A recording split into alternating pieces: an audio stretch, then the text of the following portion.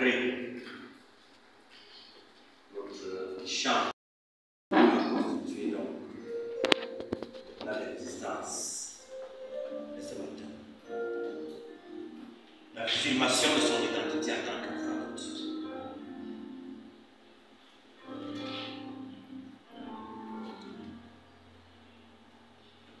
Nous allons prendre l'exemple de l'apôtre Paul. À cet effet, je vais nous inviter à nous lever pour lire la parole de Dieu telle qu'elle est écrite dans le livre des Actes des Apôtres, chapitre 22. Actes chapitre 22, versets 1 à 16. Il est écrit: Hommes, frères et pères, écoutez ce que j'ai maintenant à vous dire pour ma défense. Lorsqu'ils entendirent qu'il leur parlait en langue hébraïque, ils redoublèrent de silence. Et Paul dit: Je suis juif, né à Tarse, en Sicile, mais j'ai été élevé dans cette ville-ci et instruit au pied de Gamaliel dans la connaissance exacte de la loi de nos pères, étant plein de zèle pour Dieu comme vous l'êtes aujourd'hui. J'ai persécuté à mort cette doctrine, liant et mettant en prison hommes et femmes. Le souverain sacrificateur et tout le collège des anciens m'en sont témoins. J'ai même reçu d'eux des lettres pour les frères de Damas, où je me suis rendu enfin d'amener liés à Jérusalem ceux qui se trouvaient là et de les faire punir. Comme j'étais en chemin et que j'approchais de Damas, tout à coup, vers midi, une grande lumière venant du ciel resplendit autour de moi. Je tombai par terre et j'entendis une voix qui me disait: Saul, Saul, pourquoi me persécutes-tu? Je répondis: Qui es-tu, Seigneur? Et il me dit: Je suis Jésus de Nazareth que tu persécutes. Ceux qui étaient avec moi virent bien la lumière, et n'entendirent pas la voix de celui qui parlait. Alors je dis: Que ferai-je, Seigneur? Et le Seigneur me dit: Lève-toi, va à Damas, et là on te dira ce que tu dois faire. Comme je ne voyais rien, à cause de l'éclat de cette lumière, ceux qui étaient avec moi me prirent par la main et j'arrivai à Damas. Or, un nommé Ananias, homme pieux selon la loi, et de qui tous les Juifs demeurant à Damas rendaient un bon témoignage, vint se présenter à moi et me dit: Saul, mon frère, recouvre la vue. Au même instant, je recouvrais la vue et je le regardais. Il me dit: Le Dieu de nos pères ayant destiné à connaître sa volonté, à voir le juste et à entendre les paroles de sa bouche. Car tu lui serviras de témoin auprès de tous les hommes des choses que tu as vues et entendues. Et maintenant, que tardes-tu? Lève-toi, sois baptisé et lavé de tes péchés en invoquant le nom du Seigneur. Amen.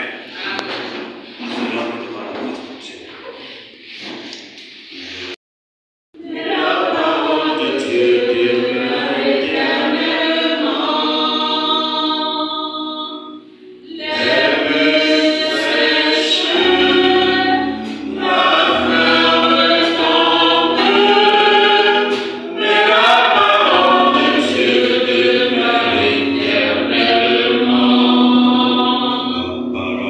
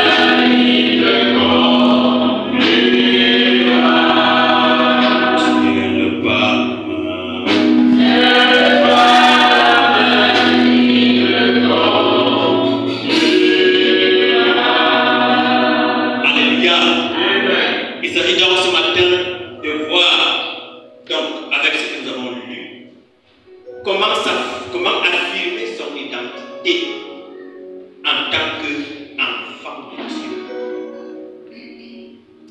D'abord, qu'est-ce qu'un enfant de Dieu? Lisons la réponse dans le livre de Jean.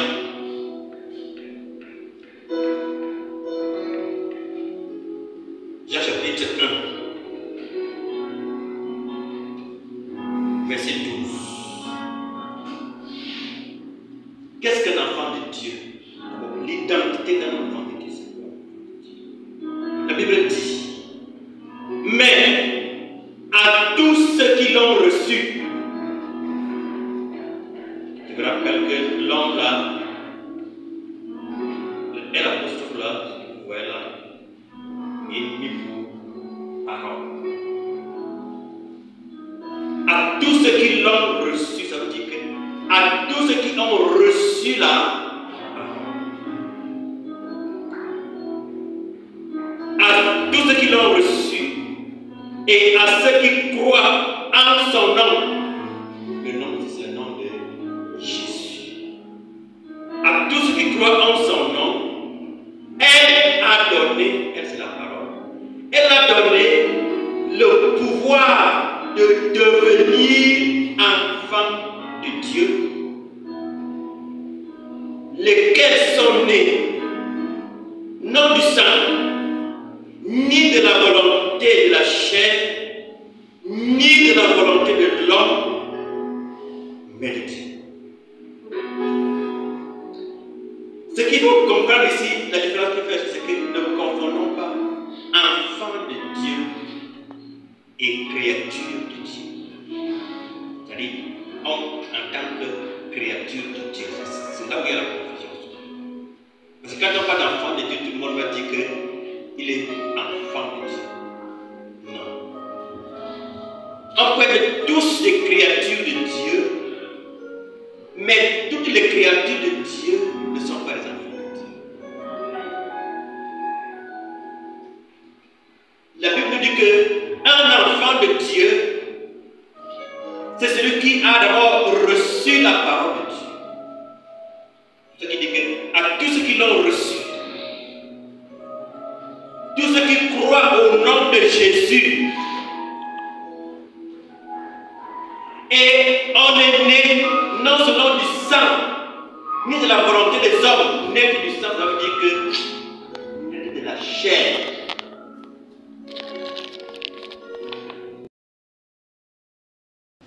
Parce que quand on parle d'enfant, on doit connaître sa naissance. Non du sang, ni de la volonté de la chair.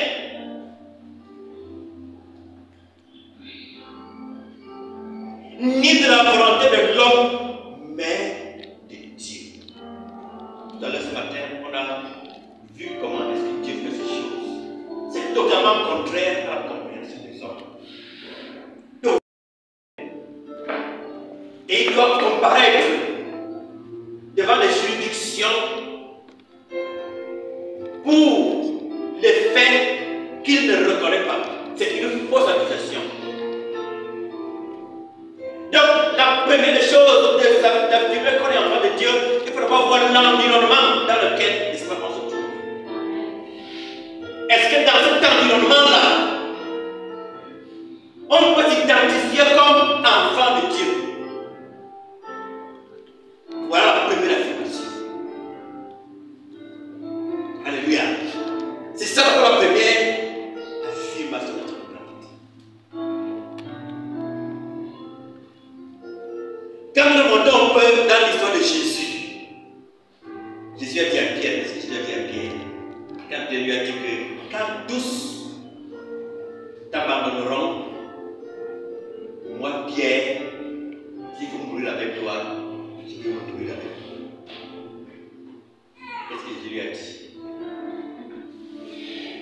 Je te l'ai dit, avant que le corps chante, tu me dois déjà renier 3 fois. Alléluia. C'est dans ce contexte-là qu'il faut affirmer qu'on est enfant de Dieu. Qu'on appartient à Dieu. Lorsque les gens ont approché de quelqu'un, ils disent, mais toi aussi là, tu le sens. L'un de ces gens avec qui il marche, et Pierre a dit,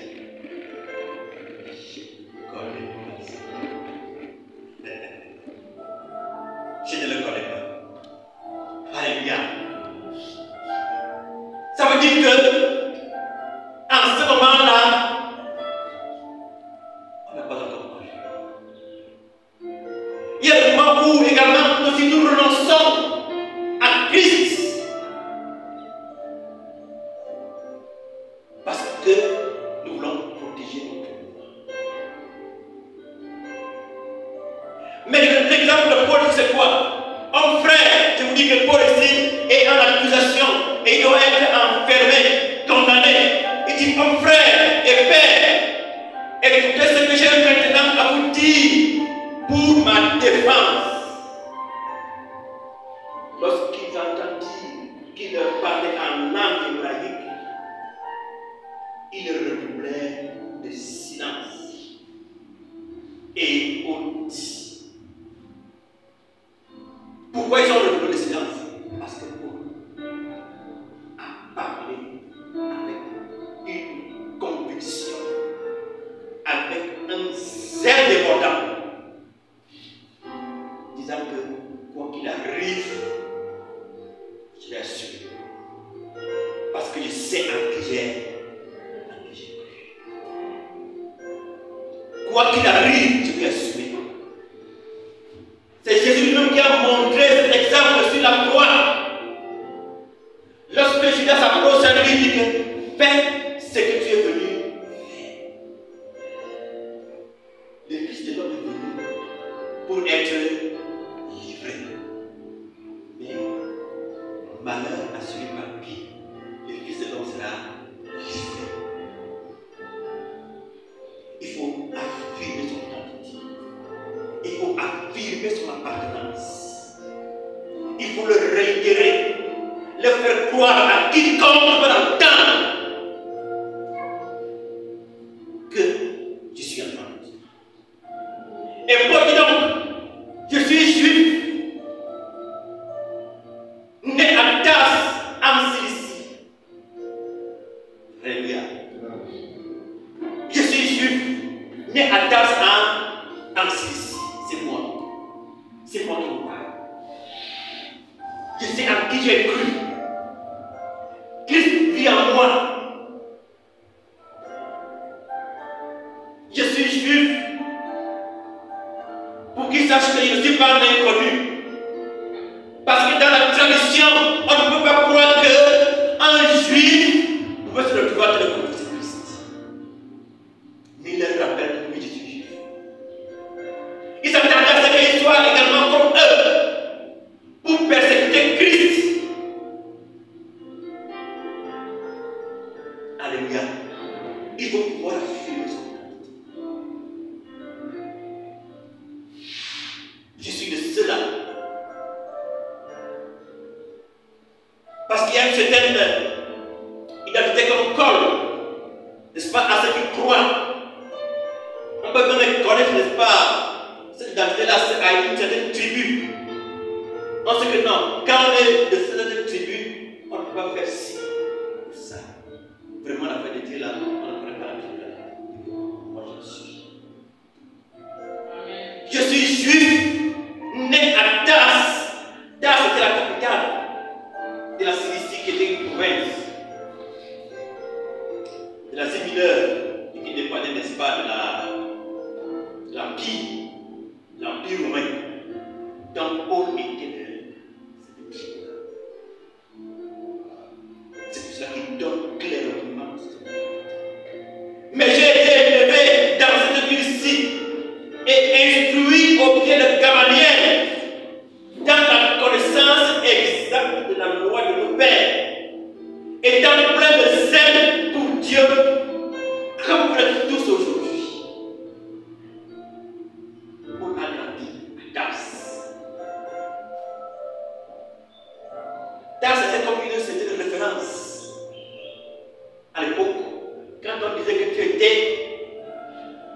tasses. Ça veut dire que tu avais la fierté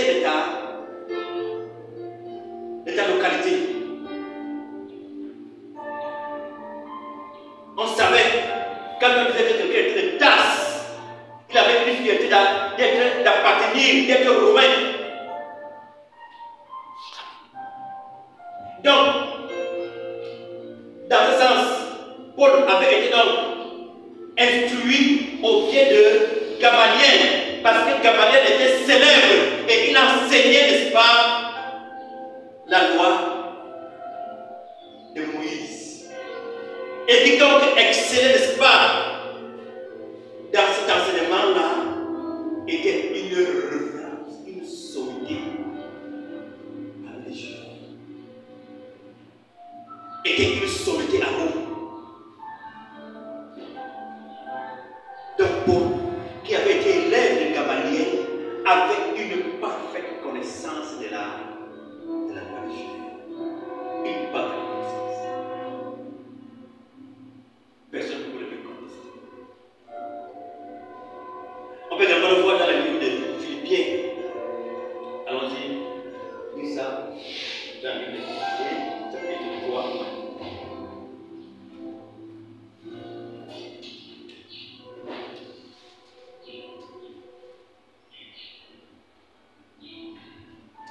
Verset 4.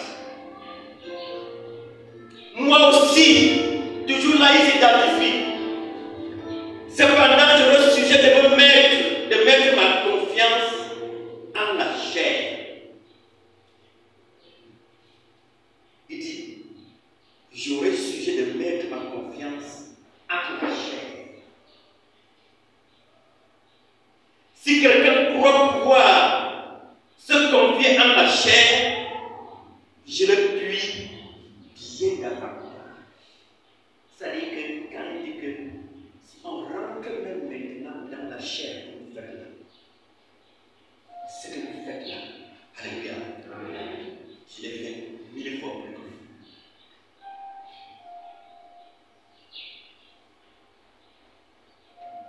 Peut-être que vous le faites maintenant. C'est pour dire que si j'ai renoncé à ça, il n'y a rien qui me ramène encore en arrière. Tout au contraire, j'ai pitié de vous.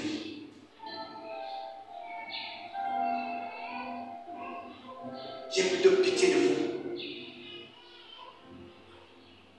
Si quelqu'un autre croit pouvoir se confier en la chair, je le puis bien davantage. Moi, circoncis le 8e jour, c'est-à-dire, s'il faut aller dans le respect de la loi, j'ai été circoncis le 8e jour, conformément à la loi de la race d'Israël. Je ne suis pas prosélyte. Les prosélytes étaient des gens qui étaient sympathisants à Israël. Vous pouvez également confondre aux Israélites. Mais il dit que lui était israélite. Hébreu, né d'Hébreu, d'abord de la tribu de Benjamin. Donc je suis parmi, n'est-ce pas, les fils d'Abraham. Je suis les enfants de Jacob. De la tribu de Benjamin. Hébreu, né d'Hébreu. Quant à la loi pharisienne. Quant à la loi pharisienne. Quant au zèle persécuteur de l'Église, irréprochable à l'égard de la justice de la loi, qui était irréprochable. Mais quand il a dit que faire ces choses qui étaient pour moi des gains, je les ai regardés comme une perte à cause de Christ. Donc rien ne peut pas me séduire dans tout ce que vous faites. Vous ne pouvez pas. Alléluia. Il faut affirmer son identité. Si on a cru, si on a renoncé au vieillard, il faut être fier de le dire. Il faut être zélé. Il faut s'identifier comme tel, quel que soit l'environnement. Parce que quand on parle ici, il est dans un environnement sécuritaire qui est défavorable. Parce que on l'a accusé faussement.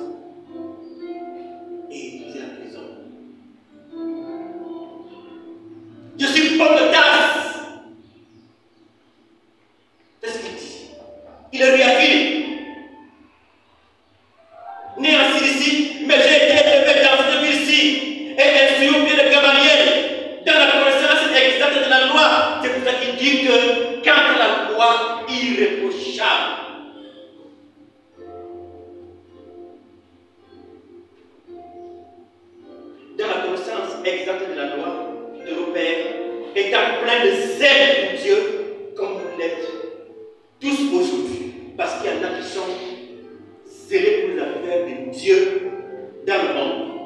C'est pour ça que je voulais dire ici que vous avez dit une fois ici qu'il faut faire la différence entre la piété et le Saint-Esprit. Le zèle d'un homme pieux et le zèle d'un homme faute.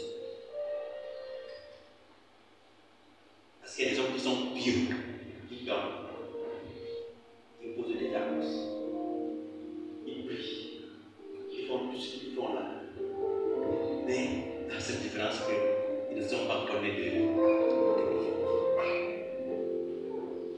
Parce qu'ils n'ont pas encore, ils ne se sont pas encore identifiés à Christ dans sa mort, son ensevelissement et sa résurrection.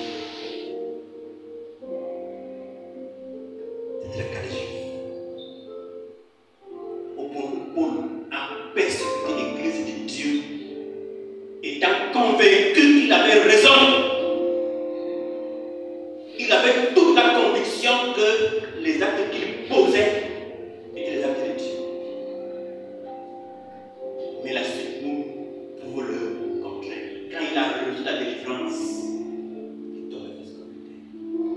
Il a reconnu qu'il était dans la délivrance. J'ai persécuté à mort cette doctrine, liant et mettant en prison hommes et femmes. Le souverain sacrificateur et tout le collège des anciens m'en sont témoins. Il est dit au prétoire, tout le monde était rassemblé. Il portait chacun une doigt quand il le faisait. Il le faisait avec toi. Donc je n'ai même pas peur de c'est toi qui me cuvais les lettres, c'est toi qui me donnais des ordres. J'ai exécuté tes missions. Le souverain sacrificateur et tout le collège des anciens m'en sont témoins. J'ai même reçu des lettres pour les frères de Damas où je me rendis afin d'amener liés à Jérusalem ceux qui se trouvaient là et de les faire prier. Je l'ai fait. On n'a pas honte de dire devant ceux qui, avec qui il était et qui aujourd'hui ont, n'est-ce pas, galvaudé ou alors dévoyé les faits pour lui imputer les choses qu'il ne reconnaît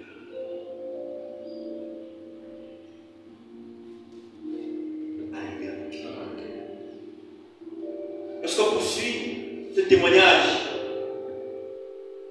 que nous rendons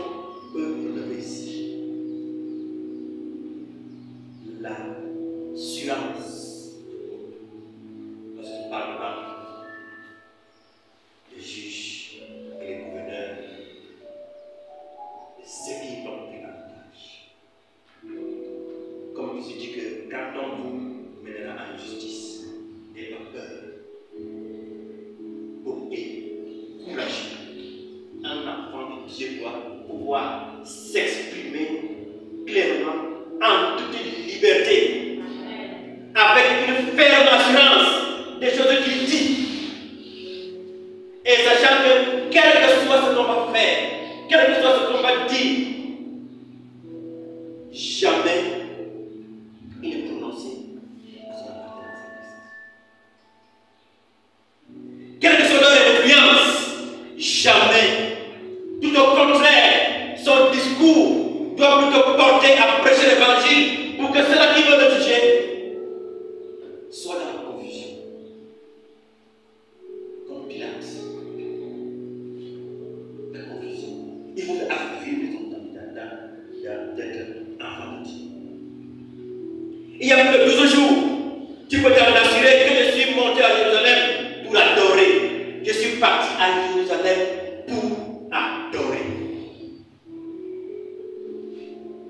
Et on ne m'a trouvé ni dans le temple, ni dans les synagogues, ni dans la ville, discutant avec quelqu'un ou provoquant un rassemblement séditieux de la foule. Et il ne saurait prouver ce dont il m'accuse maintenant. Je t'avoue bien que je sers le Dieu de mes pères, selon la voie qu'ils appellent une secte. Je sers le Dieu de mes pères, le même Dieu qu'ils servent. C'est le Dieu de la pensée. C'est eux qui appellent ça secte. C'est une secte pour eux. Alléluia. Il y a des situations où, lorsque nous sommes dans les témoignages, lorsque nous voulons affirmer notre identité, les gens veulent nous ramener dans leur religion.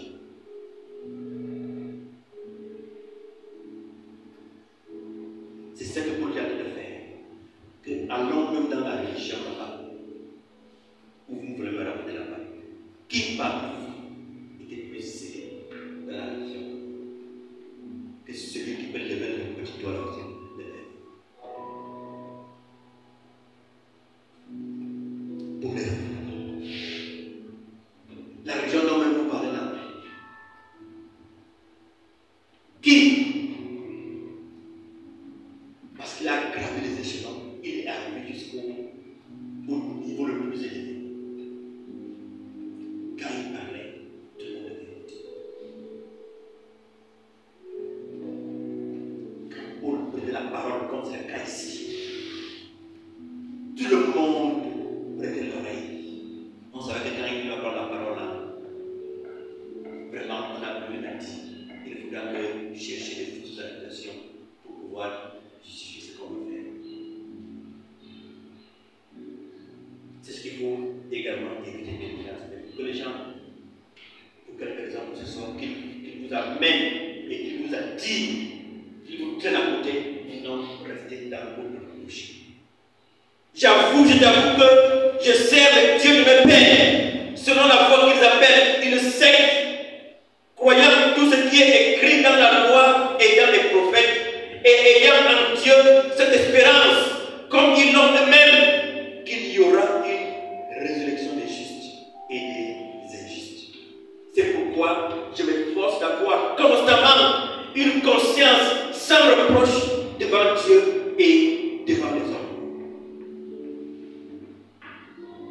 C'est pourquoi je m'efforce d'avoir une conscience sans reproche. Donc, un enfant de Dieu doit veiller à ce qu'il ne soit pas accusé faussement. Parce que le diable attend seulement une fausse note. Le diable attend seulement une petite erreur pour l'exploiter. Et là, Brandy vous dit que voilà, on a demandé de faire ceci. C'est pourquoi l'enfant de Dieu doit être avec une conscience pure. Il doit veiller sur les actes qu'il pose. Il doit veiller sur les paroles qu'il prononce. Il doit veiller sur son comportement, sur ses agissements. Pour que seul le nom de Dieu soit glorifié. Alléluia. Donc Paul dit, après une absence de plusieurs années, je suis venu pour faire des aumônes à ma nation et pour présenter des offrandes. C'est alors que quelques-uns d'Asie m'ont trouvé purifié dans le temps, sans attroupement ni tumulte. C'était à eux de paraître en ta présence et de se porter accusateur s'ils avaient quelque chose contre moi. Ou bien que ceux-ci déclarent de quel crime ils m'ont trouvé coupable lorsque j'ai comparu devant le Sanhédrin.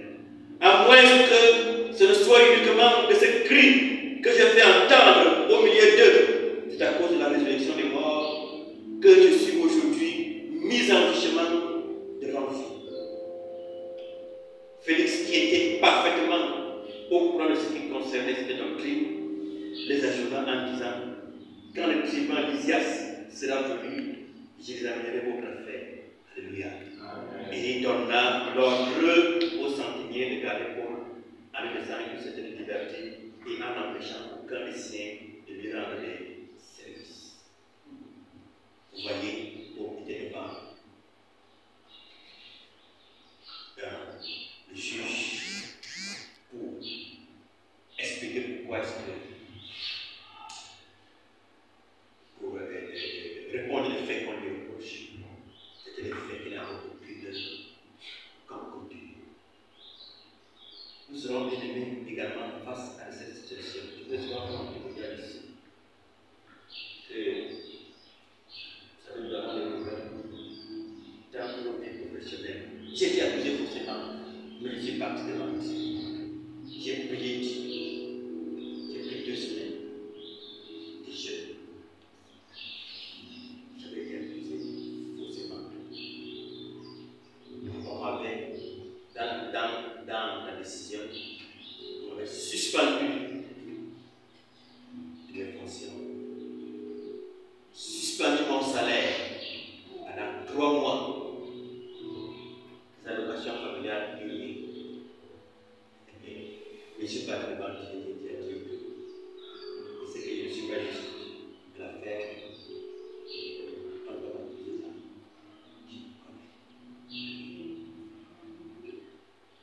Rends-moi justice. C'est déjà révélé à moi. Il m'a dit que c'est dans le repos que je te donne. Et toi, moi là, tu me sais. Et justement, parce que j'avais déjà fait 7 ans, parce que le texte qui m'avait fait après 6 années, j'avais fait 6 ans sans prendre le congé. À la 7e année, j'ai trouvé 3 mois de congé. Et aucun seul franc n'a été coupé. Aucun conseil de discipline n'a été organisé, parce que les faits étaient vides. Et j'étais prêt à aller rencontrer, parce que la procédure que j'avais engagée était prête à mener le président de la République à annuler cette décision que j'avais fait, à annuler ça. Il faut un rapport de solidité. Ça qu'on appelle la loi de gracieux préalable. Et cette décision a été annulée.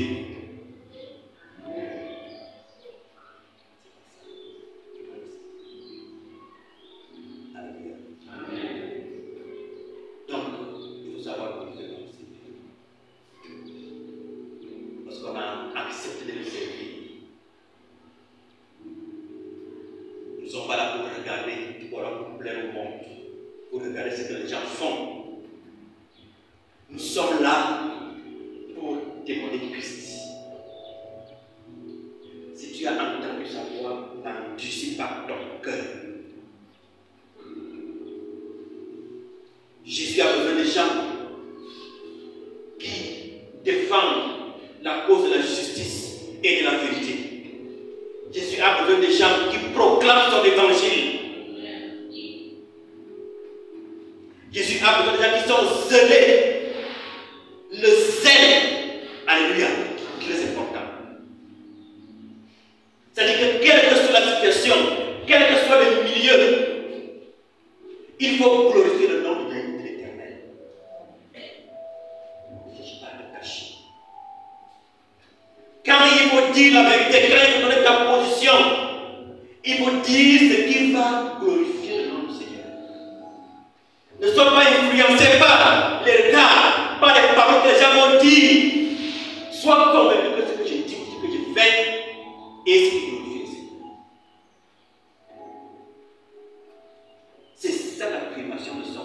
identité.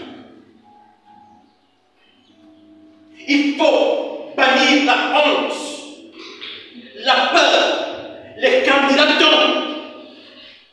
Parce que Christ que nous servons ici, alléluia, ils disent que nous sommes dans une secte.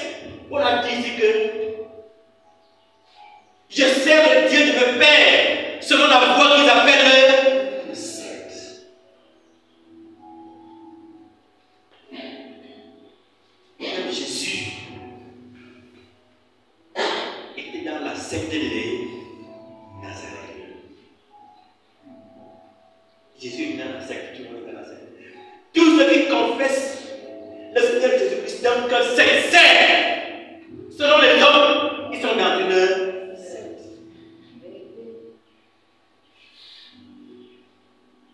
Parce que les hommes n'ont pas la connaissance des choses de Dieu. Ils ont la connaissance des choses du monde. Et comme on ne fonctionne donc pas comme le monde fonctionne, immédiatement, nous sommes dans une secte. Or, Christ ne fonctionne pas comme le monde fonctionne. C'est pour ça que nous avons vu vendredi ici que Jésus avait son objectif. Il avait son objectif. Il avait son itinéraire, son agenda bien tracé. Et il ne fallait pas qu'il confonde, qu'il mélange les choses. Il avait là où il allait. C'est pourquoi lorsqu'on pouvait le suivre, il disait que les oiseaux ont des nids, les renards ont des tanières. Si tu me suis, sache que le Fils de l'homme n'a pas où reposer sa tête. Ça veut dire que le travail, la prière, la méditation n'est pas le temps de répit.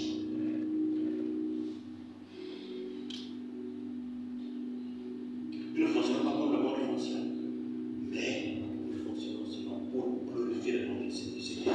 Nous fonctionnons selon la parole de Dieu qui est notre référentiel. C'est la Bible qui est notre référentiel et non les habitudes des hommes. Donc, bien-aimé dans le Seigneur, si tu as cru, tu dois confesser que Christ est Seigneur, sans honte ni peur. Tu dois l'affirmer, comme Paul l'a dit, mais ces choses qui étaient pour moi des gains, je les regarde comme une perte à cause de Christ. Quel est ce temps que j'ai perdu dans les inutilités de ce monde? C'est du temps perdu.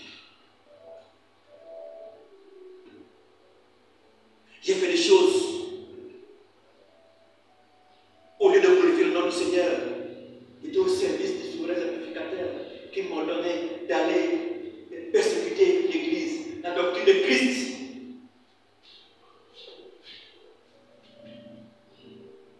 C'est pour ça que Jésus l'a appelé et dit que Saul, Saul, Saul, pourquoi me persécutes-tu? Qui es-tu que je persécute? Je suis le Seigneur Jésus-Christ. Et à partir de là, Paul est redescendu. Parce qu'il croyait qu'il connaissait. Il croyait qu'il avait la connaissance. Il croyait qu'il connaissait. Il est redescendu. Comme un petit enfant. Frappé d'aveuglement, il ne pouvait plus rien. On disait que voici la personne qui venait avec toute la rage pour ramasser tout le monde, pour dire qu'allez, tout le monde en prison, le voici encore. Alléluia. Il n'avait plus de force. On l'avait dégonflé. Dégonflé. Il a fait maintenant que Jésus lui donne ses habits pour qu'il les porte. Maintenant, au lieu encore d'aller à Damas pour aller persécuter, pour aller prendre les gens, il est peut-être à la politique de repentir. Et que chacun de nous soit baptisé au nom de Jésus-Christ. Et à partir de là, les gens commencent à regarder que et c'est vrai. Alléluia. Quand moi